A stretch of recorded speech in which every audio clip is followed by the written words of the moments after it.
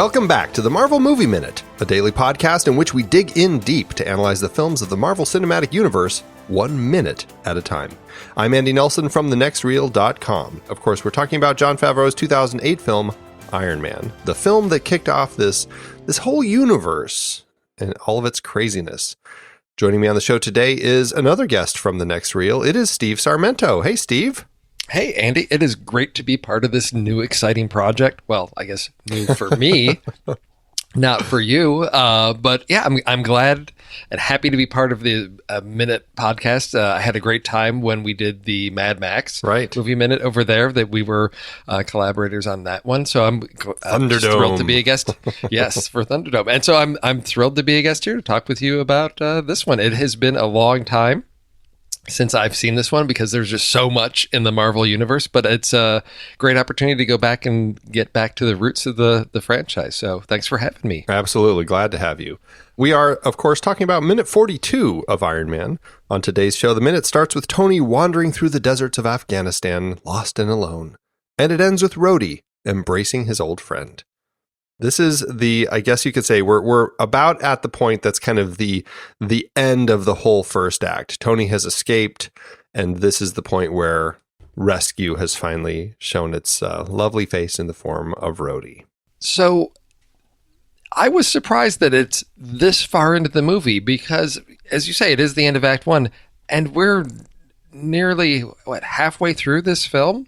I mean, first act... That's a little over 2 hours, so, yeah. Okay. Yeah. I was just thinking, does first act usually take this much of the, does it take us to nearly the halfway point in a film? If you look at a 2-hour film, the first act is generally around half an hour, the second act is generally around an hour, and then the third act is around a half hour. At least that would be kind of the ideal split if it's broken up that way. It's never a perfect science, as we know. Sure. And so I think the fact that this one had some backstory setting up a lot of stuff with who Tony is, plus then this whole element in Afghanistan, it just gave us a lot more stuff to set up. So, 42 minutes is a little long for it, but I think it ends up being okay. No, the movie feels well paced. To me, just looking at it as far as what minute I'm in, I thought, wow, I didn't think it took us that far in. I thought maybe we got through it. But as you said, there is a lot to get through, a lot to set up because we're starting the Iron Man franchise. We see that we're, laying the foundation for a much larger universe. Yeah, I usually think of pacing and we get through these things more. But as length of film has increased, I think the average now is we're getting well over 2 hours, and audiences are comfortable with that, and it gives us that time to really get into character and set things up. So yeah, right, absolutely. This moment starts with Tony wandering through the desert. We talked about it in the last minute. It's kind of this moment that you see in movies where our hero is kind of lost and alone in a desert and just kind of stumbling around.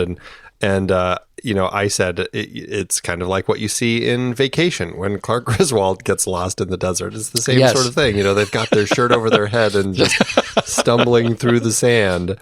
It feels very much that way, and it makes me laugh. And but it also makes me wonder, what was Tony? Did Tony think any farther past his actually just using his suit to escape from the cave and get away from the Ten Rings terrorists? Or was that all he had? Had he thought of anything beyond that point? Because once he's here, I'm like, this probably wasn't that great of a plan, because he's either going to die in the desert or he didn't get that far in his suit. And if anyone was still alive from his escape, they're going to be able to have seen his trajectory, and inevitably they're going to have vehicles and are probably going to be able to get over to where he is a lot quicker than he's able to escape. That's a really interesting question, because as I went back and rewatched everything leading up to this, his whole escape, I thought, well, is blasting off really plan B? Was plan A just go out and destroy everything, and then then he could maybe walk a little ways, and then maybe in a more planned attempt to like actually launch out. But what happens is he's been shot. The suit, we see the one leg, mechanism gives out. He's surrounded by flames. I don't know if that's what his plan was, or knowing Tony, did he really have a plan? And it seemed like it was oh no, I'm surrounded. I got to get out of here. I've got this, sort of fail safe to get me out of here. So I don't know what his plan really was, if it was to launch in that way or if that was his last resort. Because putting yourself in the middle of the desert is not necessarily the best escape plan. Or was Tony, did he have a, change of heart, as we see? And was it really more about destroying those weapons?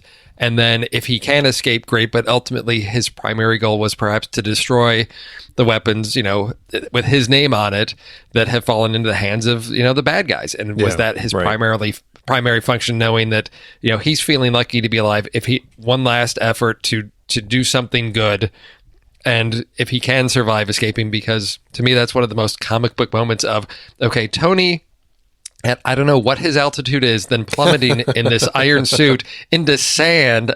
I thought, there's no way. There's no way. But we even talked about that. It's nuking the fridge. It's sort of like nuking the fridge. We talked about that because they add the slide whistle in his fall, which makes it, it gives it that comic book reminder that, this is the world we're in. It's not really something that he'll die from.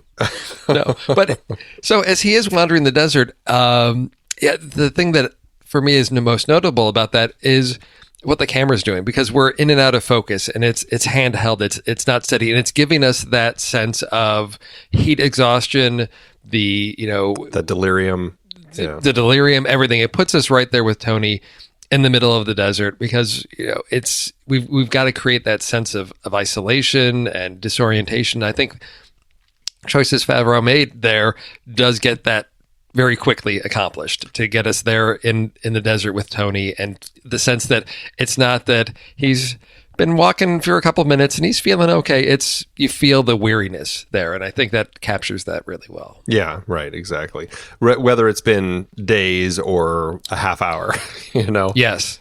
I think that it works. Although it does make me wonder, because there's a deleted scene that happened in a few episodes ago where it has Rhodey going back to continue searching. And so we know Rhodey is out there, at least from the deleted scenes. We know Rhodey's out there. He's still trying to find his friend and everything. It did make me wonder. It's like, I can't imagine that Rhodey and his buddies are just flying around hoping to find him. I feel like what had to happen is they probably caught this strange like heat signature or something that popped up on their monitors, and that was unexplained, which would have been, the flight of the suit. And makes me think, if that thing popped up, I can see the military going, hey, there's this odd thing that came up over there. And that kind of pushed Rhodey and his team to say, hey, let's go over there and see if that might be something that could be Tony. Yeah. You have to think that otherwise it's finding a Tony in a haystack out there in the desert. The chances that they're just out scouting the desert because he's been gone for several months. I can't imagine that there is a routine of just, okay, everybody, start our daily search for Tony Stark. Let's, scan this section of the desert. So I think you're right that clearly, and that may, again, going back to his plan, I mean, Tony is a bright guy, knowing if he gets himself up to a certain altitude, he's showing up on radar. That's going to draw attention, and that's going to get them in the vicinity of where he is. Now, of course, he goes pretty much straight up. There's a slight arc to that. He's also, not too far from where he was captured, I'm assuming. I mean, a significant distance. Well, he's still in the sand. It's not like he's made it to the mountains nearby, so Right, exactly. So he also risks them finding him, because they could easily, if there are any survivors, let's see, he went up there, he's over there, we can maybe get over there in a few hours. So there is a bit of a ticking clock as well, but what we do see is the rescue. And it's when we get into this analysis like this that I start thinking about these things. When you're in the theater, when you're watching this and you're caught up in the story, the fact that Tony crests that desert ridge and is standing there, and then all of a sudden these helicopters come over, and I think those helicopters are really loud. Yeah, those helicopters are really low to the ground. He would have heard them much, much sooner. It shouldn't have been a surprise to him of like, hey, because they're coming up from behind him. So if those helicopters are coming in right behind you, he would have heard them, I think, before he got there. And I wonder, like, he would have turned around and been like, oh, okay, guys, yeah, I see you. But again, it's that creating the sense of tension for the audience that if we can't see it, we can't hear it, it doesn't exist. And as they come over, yeah, that's a whole film trope, right? Where yes, and where it's off screen. This is not, they clearly would see that. This is not the first time something like this has happened. It's happened in Indiana Jones films. It's happened. All through film history. If it's not in the frame, then it's not in their world, and it's not until it pops into their frame. I mean, it's a fantastic trope for horror movies. Oh yeah, and anytime you want to do some sort of a surprise. And I mean, you have that sound design, which is kind of nice, and you feel like something is building. There's like this sound of this tension, this kind of building that, of course, builds into the sound of the helicopters flying right over the dune. But so it works really nicely, and it also does play in, I guess, to this kind of this delusion that Tony is potentially in as he's wandering. Where I mean, if he is dehydrated and he's kind of in and out of focus of reality and stumbling through the desert, you could see him kind of at this place where he doesn't hear these helicopters, and it just kind of all of a sudden, until he visually sees them, is like, oh, So I mean, who knows? It sort of snaps him back into sort of like clear-mindedness. Because we've got that. It's a real sharp boom. The helicopters are there. Yeah. It's a shift in tone. We've definitely, we're at the rescue point at that, and there's a shift in his frame of mind. There's some relief. He's not facing imminent death. So it does work again. But yeah, it is definitely a trope that a good director will take advantage of and use. And I think this is a great use of it to get to the rescue of Tony. And he is so relieved to see his buddy Rhodey there showing up. And I have to think, to me, it really shows the commitment of several months of a search, seeing that signature and knowing that there's not any certainty that they would have that that's Tony. It's something to investigate, but it's in the area possibly where Tony is. So Rhodey's going to be there just on the off chance that it's either finding Tony or something related to Tony. It shows that commitment to his friend, which is. Yeah. And I think that likely, again, because it's that strange signature coming from that mini arc reactor in his chest that's kind of propelling the Mark I, it is probably a signature that they're not expecting. And because of that probably clues Rhodey in, hey, this is something we should check out, because if anyone's going to create a signature that none of us have seen before, it's going to be Tony. So that's the interesting piece about the arc reactor in his chest, right? Mm-hmm. Because I know the primary function of that is to stop the shards of metal from getting into his heart. So there's the magnet to prevent that. Yeah, right. But then it's also there to power the suit, right? Sort of, because he's got. No, it is. He says so. He says, okay. Because when he's talking to Yinsen earlier about how much energy it generates, Yinsen's like, that could power your heart for 50 lifetimes, and he says, or something really big for 15 minutes. Right, exactly. And so that's something that, because I know how it's, we've got a magnet keeping things.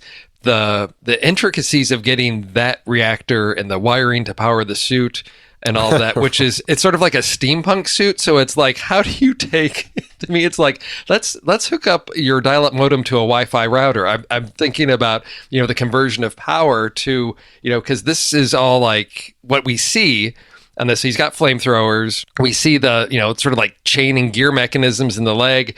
We do see that there's something on the back. There's a little spinning wheel and all those things. So yeah, how he converts that energy into the thrusters and all that, again, that's Tony Stark's genius. That's what he does. But to me, it's, as I've always sort of thought with the later suits, it makes sense. With this suit, I was always like, how does that device converting to that type of energy and power? But again, well, and the real question is, I mean, did he? I mean, he obviously has a hole cut in his shirt. We see him wandering through the desert in his tank top with the arc reactor like perfectly framed in the shirt. So he obviously has designed it so his shirt has a hole and snaps right over it. But so then that says to me, so somehow it's an odd element to just like, because we also see it through the Mark I suit. So is it like just touching the metal, like how is it? I mean, is there a plug that also comes out that it plugs into things? Right. Like, it's a little odd how that kind of does all that work, but right, yeah, and it is he is wandering the desert. You have to think about, why is the shirt cut away? I mean, number one, visual design, Sure, costuming, all that. It looks great, but is there a functionality to that there was some type of interface that locked onto the outer surface of the arc reactor in his chest to power the suit? And gosh, out in a cave to have that precision, to have that nicely tailored. It's not just sort of like hacked a hole in there. It's like, oh, it just fits right through there very nicely. Right. It's like it's like the hole's t-shirts. Just small enough so when he pulls it over, it just snaps under and just keeps the shirt framed so nicely. It's very funny the way that he's designed that. But it is. I mean, it is that iconic. I mean, that's what defines this character. Is that sort of chest piece, right? So you need it, you want it, and yes, we got to have the look. But as you mentioned, we do have Rhodey finally finding him and joining him, and even throwing in a little dig, which is nice. How is the fun? Oh, about the fun V, right? Yes, which I like a lot better than the line in the script. In the script, he says, "Saving your ass is getting to be a full-time job," which is it's a little more crass, a little more. I don't know. There's a little bit more of that sarcastic tone, and I don't know, something about the fun V I think is just it kind of gives that sense of payoff for the line we had earlier about the fun V. There's a lot more fun going on with the line as it appears in the film. Yeah, it really gets to the sort of the playfulness of their relationship, that they can as you say, it takes out sort of the sarcasm of that. It makes it more, the relationship is, yes, you're a pain in my ass, but I love you, I appreciate you, and that's the way Tony is. That's the way he expresses himself, and it's sort of Rhodey throwing that back at him. Yeah, works so much better than the scripted line there. When they get there, though, I'm wondering about, they land the choppers, and they've got a lot of guys there in terms of, I didn't see, now again, it's a quick shot, but I would think, if you think this is Tony, you would have some medical guys there right away to take it. And I didn't see, I saw guys with guns. I didn't see where's the medic there to take care of Tony? Because if he's been captive for 2 months, you would think he's not in good shape. Yeah, and right. That was the one thing that I was looking. And again, you have a certain amount of time on screen to get a certain amount of information. Is it essential? No, I'm sort of getting into nitpick territory here. And again, I'm not a military expert as far as what would likely happen on a rescue mission or anything like this, where you're going into, hostile territory, who you're bringing with you. Well, and there is the second helicopter that at the very end of the minute we do see it's kind of circling around. So maybe it's going to land, and maybe it's got a medevac sort of thing going on with that one. I did think it was odd, though, that one of the military guys, when he comes running up, he's standing there and he's holding his gun, like pointed at Tony. And I'm like, why is he there doing that? I mean, the other one that's kind of just past him, it looks like he's on one knee and he's kind of pointing his gun away, like he's keeping the area, like, protecting the perimeter. Why is this guy not doing that? Why is he standing there with his gun pointed at Tony? I just don't get that. That's a strange little element that throws me. Something that I've done a few times with some of our guests as we go through cast members is I play the IMDb game with them. Okay. You're familiar with this, right? No, I am not. This is something new to me. So the IMDb game, you have to try to guess the 4 movies for any particular actor. You know how IMDb has the 4 that it says they're known for. Oh, known for. But they're not necessarily the ones that are the best or the most financially successful. It's kind of a strange list. And it's an algorithm that IMDb uses that people don't quite know. It's like, figuring out Netflix's algorithms.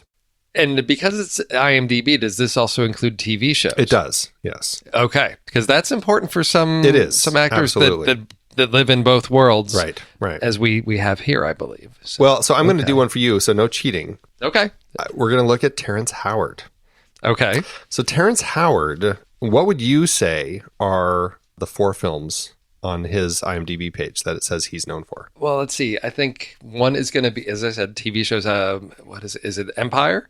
Is a TV show that's on, I think, Fox that he is on. I would guess that one. Okay. I would say, I'm so bad with remembering who's been in what. If it's something that I haven't seen, but I know, like, oh yeah, that's that movie. Like Hustle and Flow, I think was something that he was in. Okay. I'm just guessing. And I believe he was also in Crash, I think. Okay. I'm guessing on that one. And, and then probably Iron Man. Well, you're 3 for 4, so pretty good. Okay. Pretty good. I got a passing grade. Yeah. Okay. The first film on his list is Hustle and Flow. So that's what really he kind of broke out as somebody to keep your eyes on, because he did an incredible performance there and got an Oscar nomination out of it too. So the next one is Crash. So good job guessing that one. He was in that the year before Hustle and Flow. And then the third one is the film Four Brothers. Oh, I don't even know that. It's a film with Mark Wahlberg, and it's a John Singleton film. I'm trying to remember who else was in it. Tyrese Gibson, Andre Benjamin. And they're like four brothers who are like adopted brothers, and their adopted mother gets killed in a robbery, and the four of them go looking for the killers. Oh. So. Nope. Doesn't ring a bell. What year was that? 2005. Same year as Hustle and Flow. Oh, okay. All right. And then Iron Man. You're right with that one. It's interesting because I would have said Empire as well, since that's the TV show that he's, quite a part of. But no, in fact, it was Four Brothers as the fourth one. And again, this is that strange IMDb, why this, not that sort of thing. There it is. All right. Yeah. Terrence Howard. So this is, of course, the Olancha Sand Dunes. We talked about that in the last episode. This is a great location in California that works really nicely when you're trying to get these sorts of shots.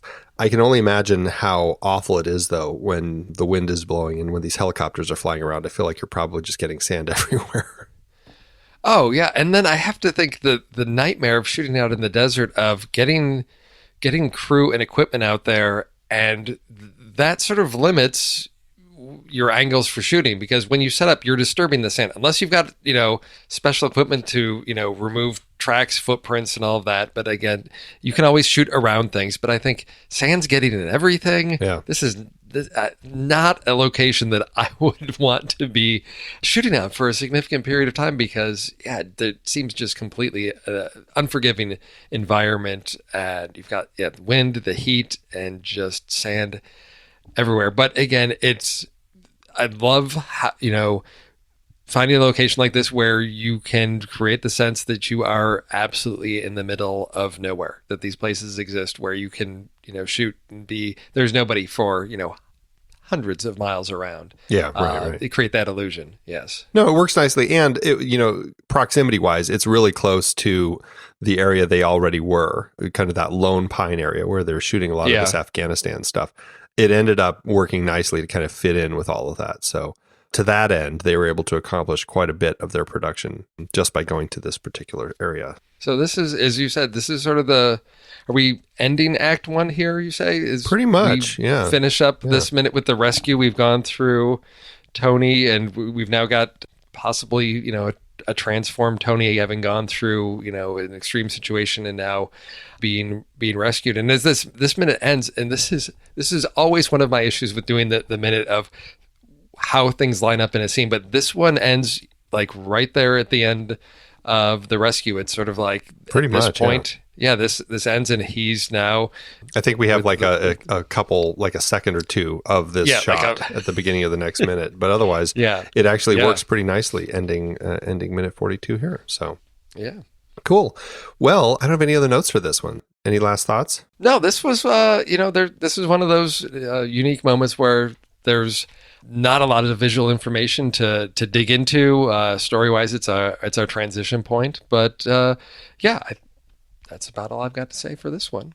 Well, Steve, thank you so much for joining me on the show today. Oh, no, like I said, this is a thrill to be doing something a little bit different than I normally do over at the Next Reel. It's nice to have a hand in helping out in a variety of different areas, and thank you for having me on. Do you have a place online where you want people to, or where people can chat with you if you want them to? Oh, sure. Yeah.